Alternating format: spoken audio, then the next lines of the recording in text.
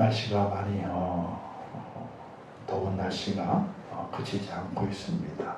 하루하루 살아가시게 될 때에 늘 건강 유의하시고 잘 대비하시면서 살아가는 지혜로운 자가 되시기를 바랍니다. 준비하는 자는 이런 말이 있거든요. 준비되어 있는 자는 감당할 수 없다, 이런 얘기가 있습니다.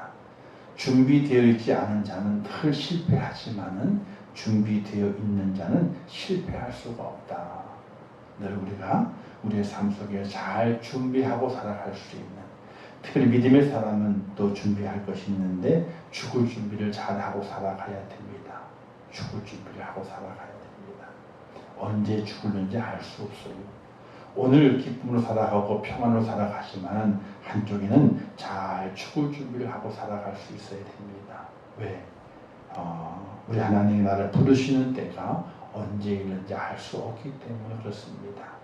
그래서 성경에는 신약에서 쭉 비유를 쭉 말씀하신 모든 내용들은 바로 발세의 때를 이야기하는 겁니다. 잘 준비해라, 잘 준비해라.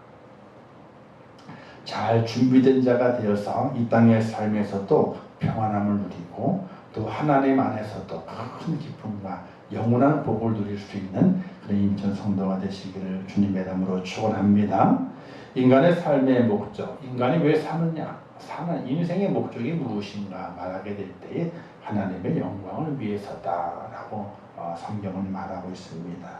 그 성경의 말씀에 근거해서 사도 바울이 주님 만난 이후에 그 인생의 삶이 완전히 바뀐 것을 볼 수가 있습니다. 주님 만나기 전에는 그 인생의 삶은 자기를 위한 삶이었습니다. 자기를 드러내고 자기의 주의를 높이고 또 자기 위치를 더욱더 본고하게 만들기 위한 그런 삶을 살았던 사울의 모습이었습니다. 그러나 그가 사울에서 바울로 변하고 주님 만난 이후에 바울로 그 이름이 명칭이 바뀌었을 때에 그 인생의 삶의 목적도 바뀐 것을 볼 수가 있게 됩니다. 그는 고백하지 않습니까? 살든지 죽든지 먹든지 마시든지 무엇을 하든지 주님의 영광을 위해서 살아간다. 사는 것도 주님의 영광을 위한 것이고 죽는 것도 주님의 영광을 위한 것이라. 이런 고백을 하고 로마에서 목이 잘려서 복음의 피를 뿌린 바울 사도의 모습을 우리가 볼 수가 있게 됩니다. 사랑하는 성도 여러분, 하루하루 살아가시면 정말로 하나님의 영광을 위해서 사셨는지요? 한번 손을 가슴에 얹고 우리가 생각해 볼 수 있어야 됩니다. 살기 때문에 사는 것이고 눈을 떴기 때문에 사는 것이고 밥을 먹었기 때문에 사는 것이고 또 해가 졌기 때문에 하루 잘 살았다 이렇게 끝나는 것이 아니라 하루의 매 순간 오늘 우리의 모습은 하나님의 영광을 위한 삶의 모습이 되어야 된다는 사실입니다. 그걸 꼭 놓치지 않고 이 코로나 시대에 하나님의 영광을 위해 살겠다 하는 그런 믿음의 고백 가지고 살아가는 귀한 여러분 되시기를 바라겠습니다. 오늘 코로나 방역 단계가 조금 이제 변동이 됐죠. 4단이 유지가 되지만은 이제 조금 변동이 된 것이 있습니다. 교회는 주일은 좌석의 10% 내일 모레가 아니고 다음 주부터 좌석의 10%는 참석을 할 수 있다. 이렇게 지침이 조금 변경이 됐습니다.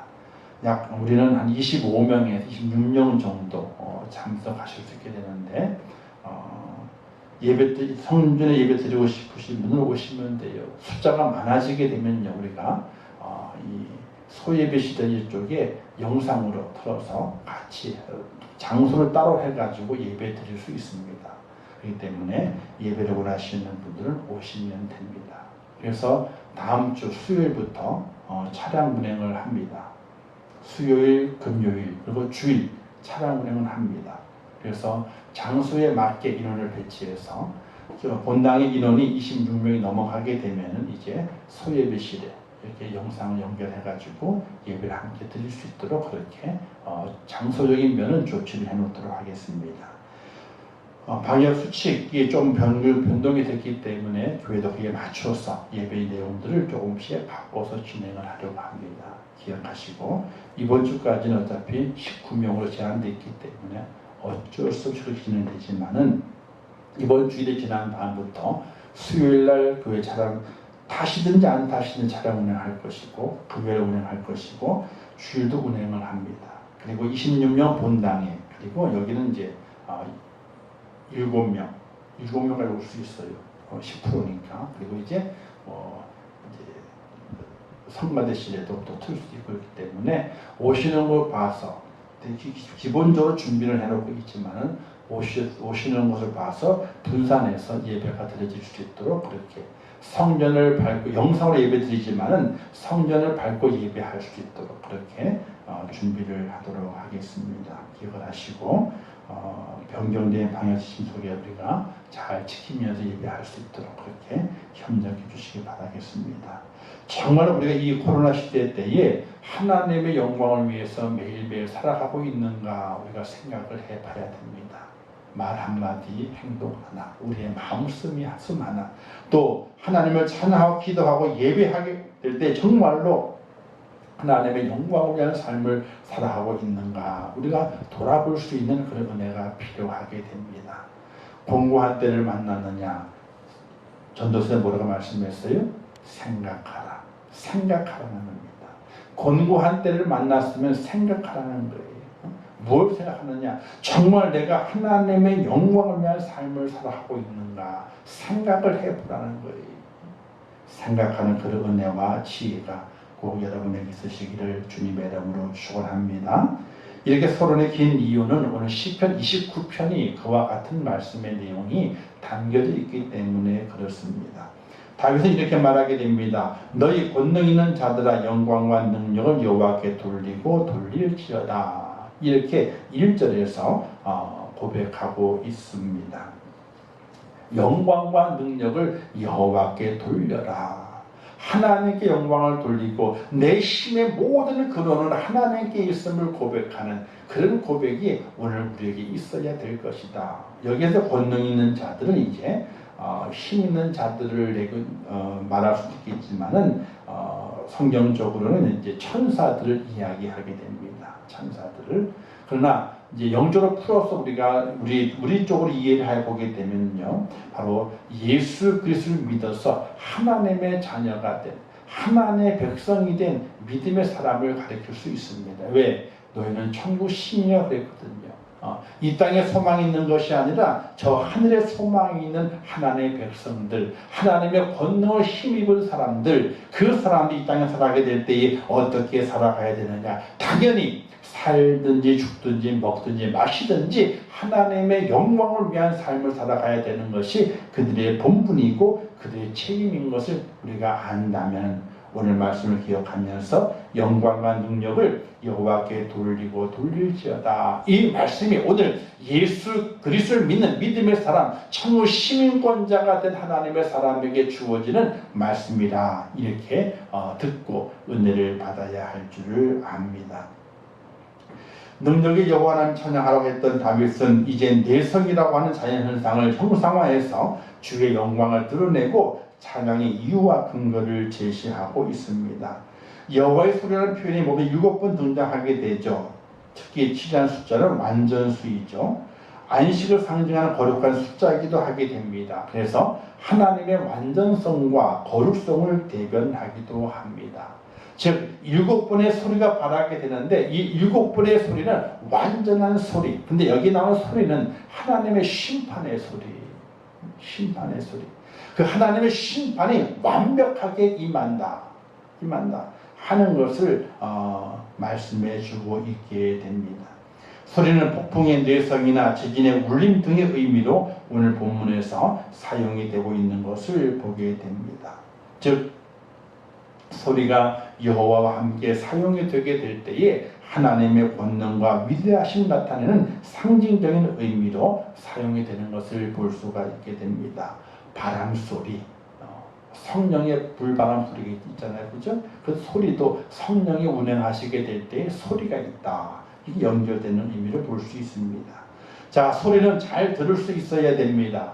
하나님의 음성은 때로는 세미한 음성을 우리의 속마음의 생각, 귓가에 양심에 들려주시게 됐죠. 집중하지 않으면 이해하지 못하고 알아듣지 못하게 하나님께서 말씀하시게 됩니다. 그래서 기도도 하시지만요, 기도를 마친 이후에는요, 가만히 나의 기도를 묵상해 봐야 돼요. 내가 정말 바르게 기도하고 있는가. 옛날에 연애편지 쓰게 될 때에 처음에는 초안을 작성을 해요. 그 다음에 이거 고치고 또 고치고 또 고치고, 그리고 나중에 이제 편지지에다가 연애편 잘 써요. 제대로 쓰려고 그러죠. 이렇게 그냥 막 쓰는 것이 아니라 제대로 잘 의미를 전달하기 위해서 문맥을 많이 고치면서 편지를 씁니다. 그래서 내 마음에 있는 그 마음의 그 소리를 정확하게 잘 전달하기 위해서 문맥을 많이 고치게 됐죠. 왜? 내 마음을 잘 알아달라고. 그와 같이 하나님 기도하게 될 때도 그냥 기도만 하는 것이 아니라 내 기도를 묵상해 오면서 저 하나님이 내 기도를 들으시는가, 내게 어떻게 말씀하시는가, 하나님께서 말씀하시는 듣기 위해서 귀를 기울이는 모습이 절대적으로 필요하다는 사실입니다. 하나님은요, 아주 큰 소리로 말씀하시기도 하시고 또 작은 소리로 말씀하시기도 하세요. 그런데 아주 큰 소리는요, 잘 못 들어요, 우리가요. 왜냐하면은 지구의 자전 속도가 있어요. 자전 속도가 지구가 뺑글뺑글 돌거든요. 그래서 한 바퀴 돌면은 하루가 지나는 거예요. 근데 그 속도가 얼마냐면요, 시속 1674km. 시속. 생각해보니까 어찌되고. 지구가 한 바퀴 도는데 그 속도가 시속 1674km 돈다는 거예요. 그러니까 시속 150km 차가 달려도 무서워 뜨는데 이 지구가 한 바퀴 도는 그 속도가 시속 약 174km, 그러니까 얼마나 빨리 도는 거예요. 대단한 거죠. 근데 우리가 가만히 서 있어. 대단. 하나님의 창조, 이 원리를 과학자들이 알 수가 없어요. 시속 1600km 넘게 돌아가고 있는데 사람이 멀쩡히 서 있는 거예요. 어떻게 멀쩡히 서 있어, 사람이? 근데 멀쩡히 서 있거든. 이건 알 수가 없는 거예요. 근데 우리가 시속 100km만 달려도 차가 빵 하고 가잖아요. 얼마나 소리가 큽니까? 근데 시속 1600km 달리고 있는데, 지금 이 땅속을 달리고 있는데 소리가 아무것도 안 들립니다. 아무 소리도 안 들려요. 이건 아무것도 아니에요. 또 지구가 태양을 한 바퀴 돌면 1년이 지나가잖아요. 근데 그 태양을 도는 공전 속도가 얼마냐면요, 초속 30km. 1초에 30km로 가는 거예요. 시속으로는 10만 7천 km. 시속 10만 7천 km. 근데 지구가 태양을 도는 속도가 이렇게 큰데도 불구하고 아무 소리도 안 들려요. 참 희한한 거예요. 눈 깜짝할 사이에 정말 확 지나가고, 그럴 때 굉음이 들릴 텐데 불구하고 그 소리는 우리에게 들리지 않아요.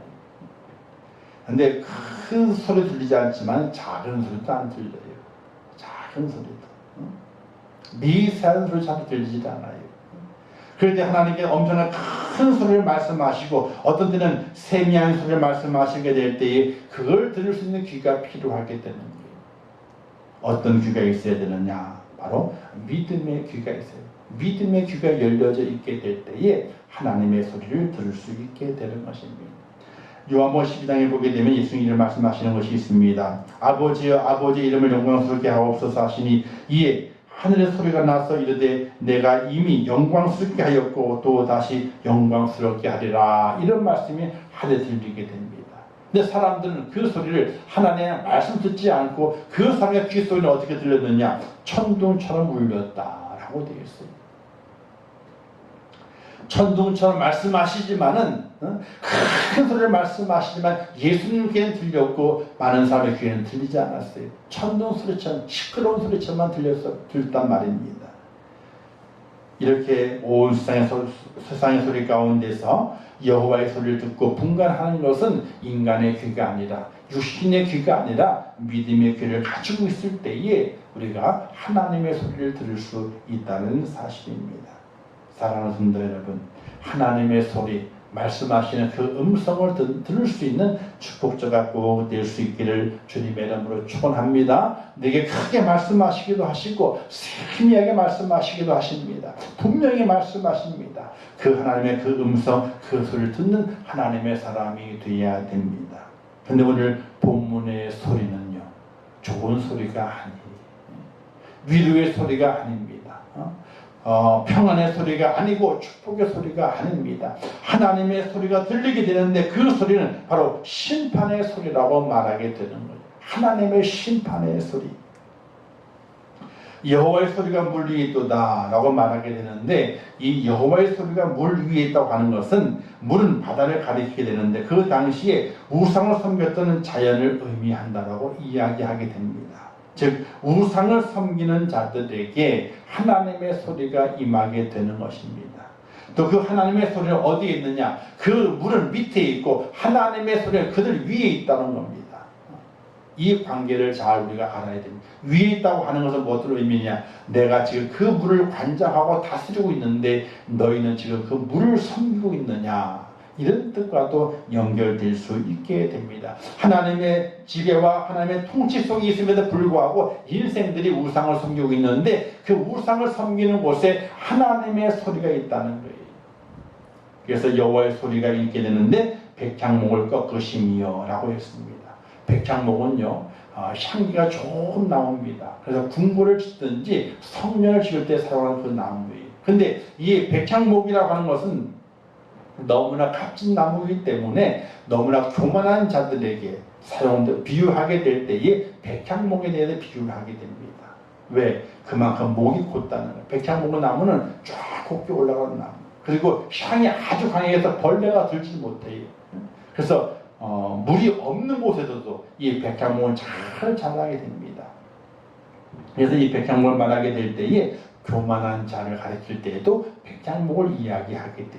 믿음이 좋은 자를 가리킬 때에도 백향목을 얘기하지만 오늘의 말씀에는 백향목을 꺾으심이요 여호와께 레바논 백향목을 꺾어 부수시리라고 말씀했는데 이 레바논 그 땅은요 백향목이 아주 잘 살아가게 되는데 좋은 나무들이 많아요. 옛날에 솔로몬이 궁전을 짓게 될 때에 그 레바논에서 백향목을 실었다가 궁전을 짓고 성전을 지었습니다. 그 백향목을 꺾어 부신다는 겁니다. 교만한 자를 하나님께서 꺾으신다. 또 그 나무를 송아지가 뛰게 하신다. 나무는 한 곳 든든하게 세워져 있어야 되는데 흔들거리면 안 되거든요. 근데 송아지처럼 뛰게 하신다. 흔들거리게 만드신다는 겁니다. 하나님의 소리, 여호와의 소리가 심판의 소리 있음을 통해서 백향목이 꺾어지게 되고 그리고 송아지처럼 뛰놀게 되게 되는, 흔들리게 되는 그런 하나님의 심판이 임한다 말씀하게 됩니다. 또 여호와의 소리가 화염을 가르친다 말씀하게 되죠. 불이 내려오는 걸 말하게 됩니다. 불이 내려와서 이 땅을 사르는 걸 말하게 되는데 번개가 하늘에서 갈라내려와서 땅에 불을 지피는 것을 말하게 됩니다. 또 여호와의 소리가 광야에 진동하시며라고 말씀하게 되는데 바로 지진을 말하게 되죠. 땅을 흔들게 됩니다. 그래서 사람을 그 속으로 다 집어삼키게 됩니다. 또 여호와의 소리가 암사슴을 낙태케 한다 말씀하게 되는데 생명이 끊어지는 걸 말하게 됩니다. 소득의 근원을 망하게 하시는 것을 말하게 됩니다. 또 삼림을 맑게 벗기시리라 황무하게 만드리라. 이게 바로 전쟁을 통해서 온 땅이 황무하게 되게 되는, 그래서 당황해서 어찌할지 모르는 그런 상태를 말하게 되는 것이 바로 하나님의 소리를 바라시게 되면 이 땅에 남아있는 것이 없을 정도로 다 무너지게 되는데 이 땅 인생에 살아가게 될 때 무엇을 두려워해야 될 것인가? 어디에 그 인생의 삶의 초점을 두고 살아가야 될 것인가? 어디에 합당한 영광을 돌며 살아가야 될 것인가? 어디에 예배하며 살아가야 될 것인가? 바로 그 여호와의 소리, 엄청난 심판의 소리를 바라시는 하나님을 향할 수 있는 하나님의 사람이 되어야 할 것을 다윗은 말하고 있는 것입니다. 왜 다윗이 그와 같은 말을 할까요? 다윗은 하나님을 두려워할 줄 아는 사람이었습니다. 사울왕은 사람을 두려워하여 하나님의 말씀을 저버렸지만 다윗은 하나님을 두려워할 줄 아는 사람이었습니다. 우리 인생 진정으로 하나님을 두려워할 수 있는 믿음의 사람이 되어야 됩니다. 내가 무엇을 두려워해야 될 것인가? 코로나요? 두렵긴 하죠. 무섭긴 합니다. 그러나 그것보다도 하나님을 두려워할 수 있는 사람이 되어야 됩니다.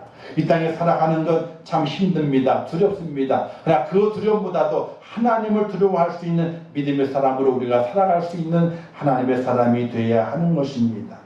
이사야는 이렇게 말합니다. 너희를 위로하는 자는 나 곧 나이니라. 너는 어떠한 자이기에 죽을 사람을 두려워하며 풀같이 될 사람의 아들을 두려워하느냐. 이렇게 이사야가 이스라엘 백성들을 책망하는 것을 볼 수가 있게 됩니다. 누구를 두려워해야 될 것인가? 하나님을 두려워해야 된다라고 말합니다. 예수님도 제자를 가르치게 될 때에 몸은 죽여도 영혼 등이 죽지 못하는 자들 두려워하지 말고 오직 몸과 영혼 등이 지옥에 멸할 수 있는 자를 두려워하라 이렇게 말씀하시면서 하나님을 두려워할 것을 말씀하고 있습니다.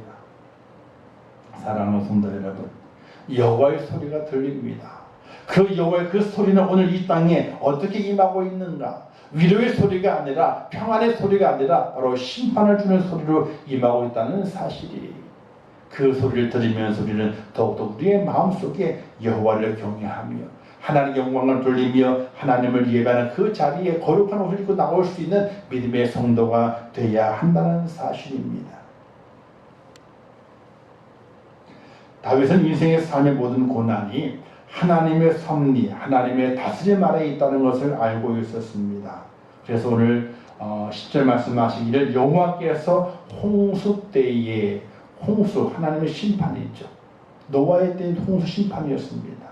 즉 이 홍수는 뭘 말하게 되느냐, 바로 여호와의 소리가 임하는 것을 말하게 됩니다. 함축해서 3절부터 9절에 여호와의 소리가 임하여서 이 땅에 심판이 임하고 있는 것을 홍수로 비유하게 되는 겁니다. 그 홍수 때에 좌정하셨음이며 이렇게 말하게 됩니다. 좌정했다고 하는 것은 또 왕으로 좌정하였다라고 성경은 말하게 됩니다. 그래서 무슨 말씀이냐? 그는 하나님께서는 이 땅에 일어나는 모든 일들이 하나님 아래에 있다고 하는 것을 말하게 되는 것이, 그냥 우연히 일어나는 것이 아니라 고난이 온 것이 아니고 환난이 온 것이 아니고 모든 고난과 모든 환난은 누구 아래에 있게 되느냐? 하나님 아래에 있음을 이야기하게 되는 것입니다.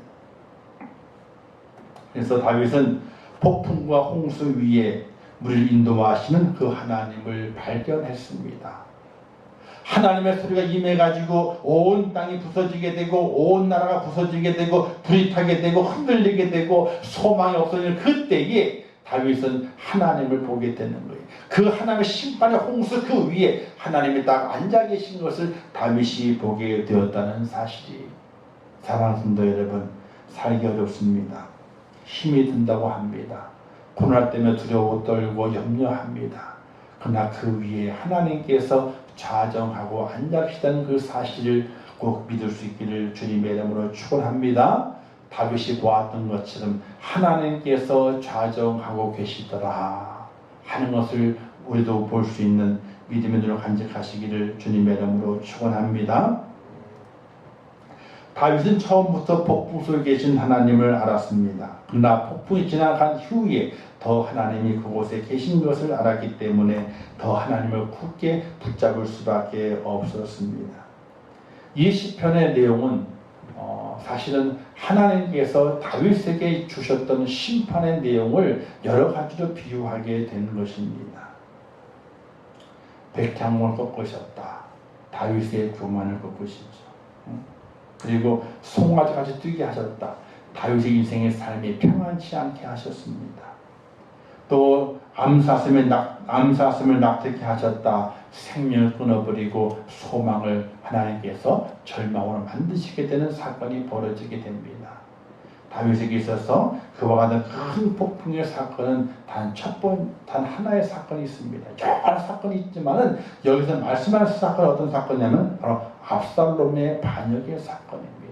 그 인생의 최대의 실수이기도 하고 최대의 하나님의 심판이기도 한 압살롬의 그 반역의 사건을 볼 수가 있게 되는 것이죠.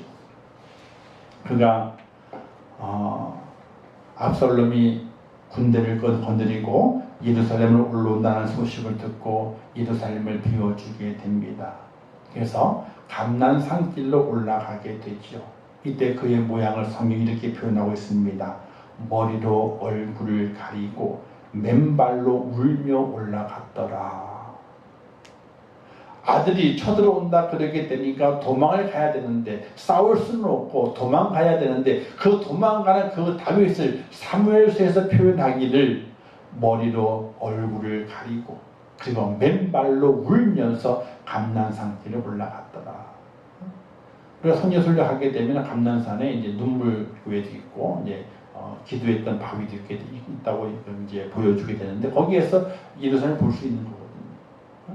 그 예루살렘을 비웃고 도망하게 될 때에 그 감난산 길을 올라가는데 머리를 풀어서 얼굴을 가리고 창피하니까 그리고 맨발로 신발도 신지 않고 그리고 울면서 그 길을 올라간 다윗을 묘사하고 있습니다. 적에게 쫓겨 도망간다면 그나마 이해가 되겠지만 아들에게 쫓기는 것이었습니다. 그 인생 가운데 그때 모습만큼은 처절한 데도 없었을 것입니다. 바로 이것을 강력한 폭풍이라고 말하게 됩니다. 근데 그 폭풍이 어디서 오게 된 것인가? 그가 하나님께로부터 왔다는 사실을 깨닫게 된 겁니다. 그래서 하나님의 소리가 내 인생에 임했다는 거예요.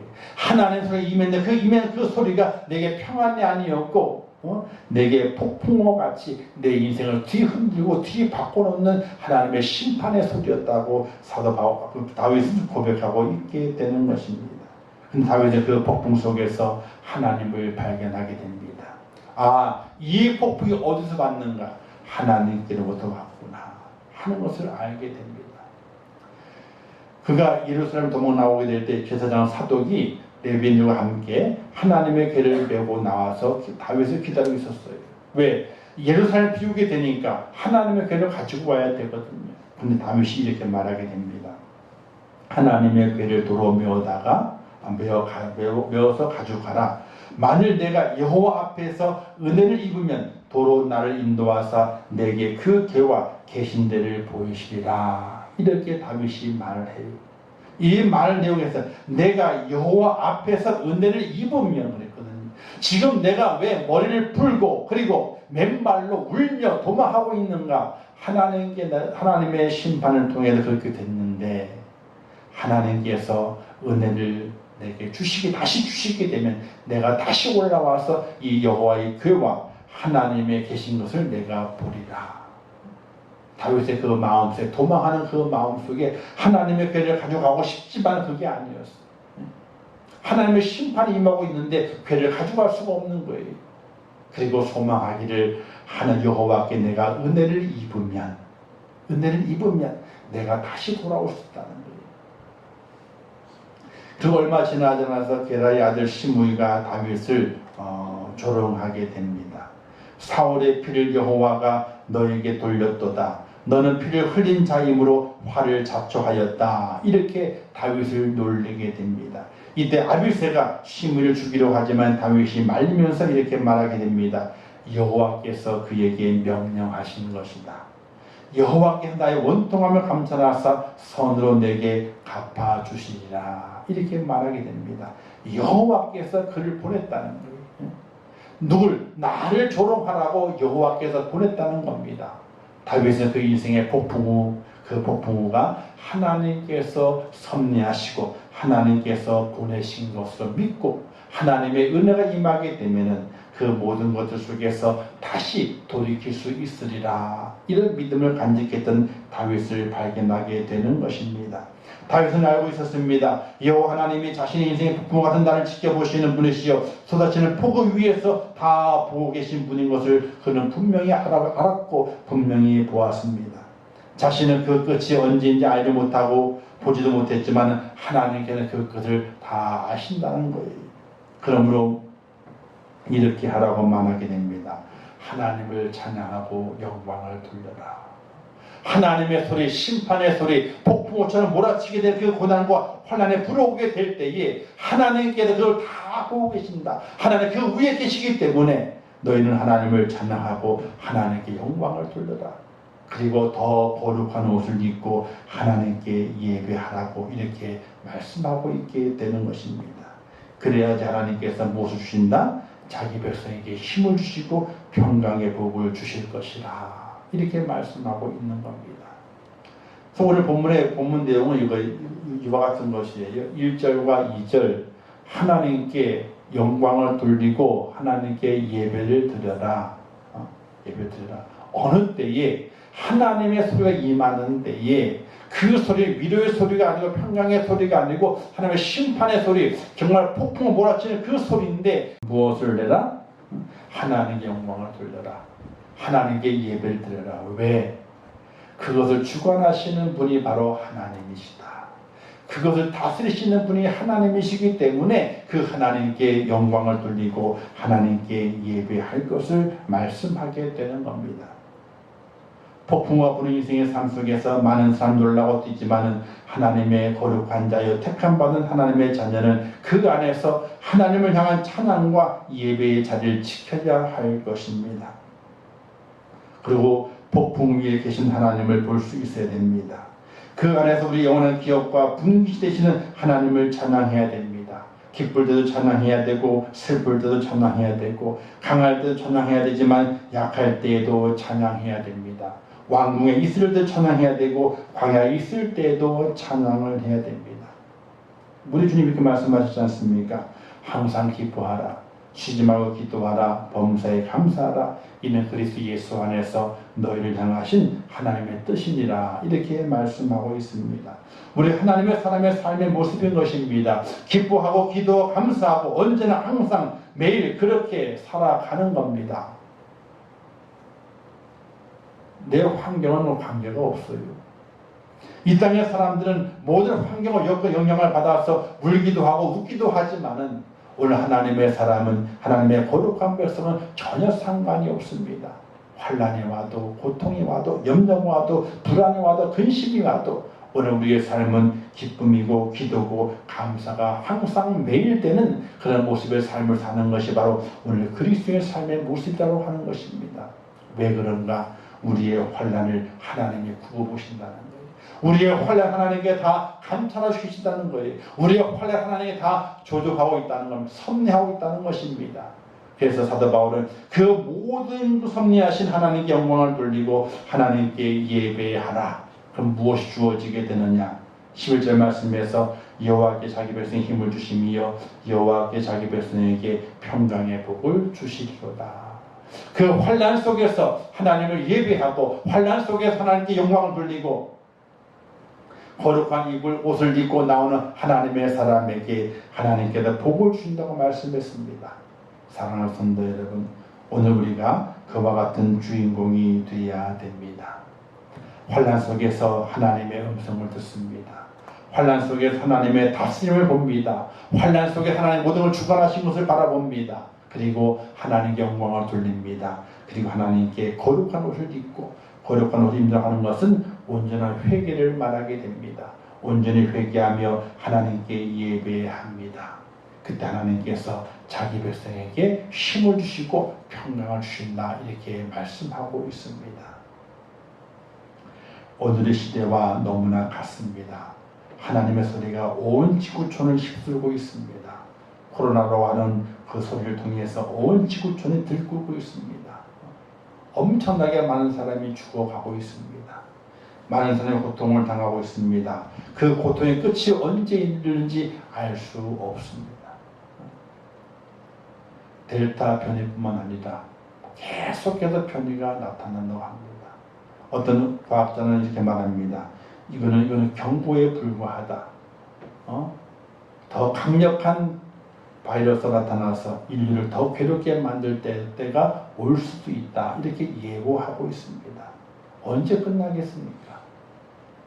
우리는 이 땅의 모든 삶 속에서 하나님의 섭리를 바라봅니다. 하나님께서 모든 것을 다스리고 계시다는 것을 우리가 믿고 있습니다. 그렇다면 코로나도 하나님이 다스리고 있다는 사실을 우리가 믿어야 됩니다. 하나님께서 홍수 위에 좌정하고 계시다. 그래서 바로 그걸 다스리시는 분이 하나님이신 것을 말씀하고 있습니다. 그렇다면 우리는 어떻게 해야 되겠습니까? 하나님의 이름에 합당한 영광을 돌려야 됩니다. 우리의 믿음이요.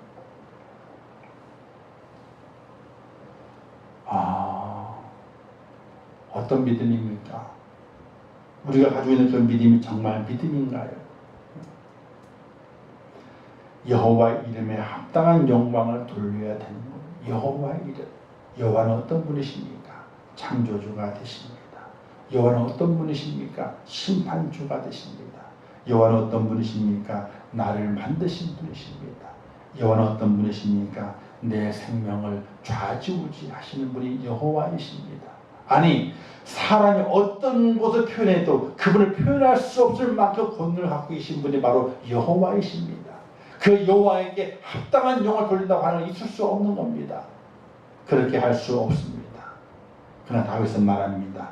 여호와께 그의 이름에 합당한 영광을 돌리라. 영광을 돌리는데 합당한 영광, 여호와 이름에 합당한 영광을 돌릴 수 있는 바로 믿음의 삶이 그와 같은 것이 여호와 이름에 합당한 믿음을 가지고 하나님을 바라볼 수 있는 믿음의 사람이 될 것을 말씀하고 있고, 거룩한 옷을 입어라. 세상의 때를 벗어라. 하나님의 심판의 소리가 들리지 않느냐? 세상의 때를 다 벗어버려라. 그리고 여호와께 온전히 예배하라. 오늘 이 시대에 우리에게 주시는 여호와의 소리입니다. 세상의 소리는 폭풍과 같습니다. 세상의 소리는 하나님 꺾으시는 소리입니다. 세상의 소리는 불을 지르며 불타는 소리입니다. 세상의 소리는 땅이 갈라지는 소리요, 세상의 소리는 소망이 없는 소리입니다. 그 소리를 듣는 오늘 우리는 새로운 소망의 소리를 들어야 됩니다. 하나님의 다스리심의 소리를 들어야 됩니다.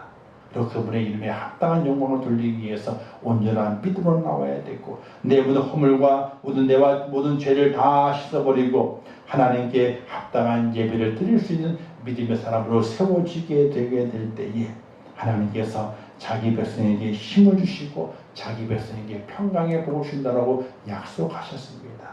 이 약속이 꼭 이루어집니다. 하나님이 약속하신 것을 변개치 않는 분이시기 때문에 그렇습니다. 사랑하는 성도 여러분, 이 코로나 시대 때에 오늘 더욱더 하나님의 소리에 귀를 기울이시고 여호와 이름에 합당한 영광을 돌리며 거룩한 자 옷을 입고 하나님께 예배하는 자가 되어서 하나님께서 너는 내 것이다, 내가 내 편이 되어서 내가 너를 돕는 자 중에 있다 라는 음성을 들으면서 힘을 얻고 평강의 복을 드리는 그런 축복자가 꼭 될 수 있기를 주님의 이름으로 축원합니다. 기도하겠습니다. 좋으신 아버지 하나님, 은혜를 감사합니다. 오늘 저에게 귀한 말씀을 주셨습니다. 하나님께서 소리를 바라십니다. 오늘의 소리는 이스라엘 백성들에게 환난의 소리였고, 오늘의 소리는 다윗에게 환난의 소리였고, 오늘 우리의 삶 속에 들리는 소리는 우리도 고통의 소리입니다. 그러나 그 소리 위에 계신 분이 바로 하나님이십니다. 하나님이 다스리십니다. 하나님이 왕이십니다. 이제 우리는 다시 변화되어야 됩니다. 다시 새로워져야 됩니다. 여호와 이름에 합당한 영광을 돌리는 자로 변화되어야 됩니다. 바른 믿음의 소유자로 변화되어야 됩니다. 또한 거룩한 옷을 입고 하나님께 진심으로 예배하는 자가 되어야 됩니다. 저희를 붙잡아 주옵소서. 하나님 아버지여, 저희를 붙잡아 주시옵소서. 하나님 앞에 합당한 영광을 돌리게 하시고 온전한 예배자가 되어서 하나님께 준비하신 힘을 더하시는 은혜와 평강의 복을 받는 축복자가 될 수 있도록 은혜를 허락하여 주시옵소서. 하나님이 함께 하실 것을 믿습니다. 저를 도와주시고 저를 붙들어 주시어서 세상의 속에 울려 퍼지는 하나님의 그 소리를 듣지만 우리에게는 또 다른 하나님의 소리, 너는 내 것이라, 내가 너를 도우리라, 내가 너에게 평강의 복을 주리라 말씀하시는 하나님의 소리를 듣는, 폭풍 속에서 말씀하시는, 폭우 속에서 말씀하시는 하나님의 음성을 듣고 하나님께 돌아오는 믿음의 사람이 되게 하여 주시옵소서. 아버지 함께 하실 것을 믿습니다. 이번 주일도 함께 하시고 주의 성령께서 저희들 속에 역사하여 주시옵소서. 예수님의 이름으로 기도하옵나이다. 아멘. 주기도문 하겠습니다. 하늘에 계신 우리 아버지여, 이름이 거룩히 여김을 받으시오며 나라의 임하옵시오며 뜻이 하늘에서 이룬 것 같이 땅에서도 이루어지이다. 오늘날 우리에게 일용할 양식을 주옵시고 우리가 우리에게 죄 지은 자를 사하여 준 것 같이 우리 죄를 사하여 주옵시고 우리를 시험에 들게 하지 마옵시고 다만 악에서 구하옵소서. 대개 나라와 권세와 영광이 아버지께 영원히 있사옵나이다. 아멘. 아버지 함께 하시고 은혜와 사랑을 붙잡아 주시옵나이다. 우리 미래 손을 붙잡아 주시고 우리 폭풍에 계신 하나님 발견하게 하시고 좌정에 계신 하나님 왕이 되신 그 하나님을 발견하면서 이 세상의 소리에 우리가 자주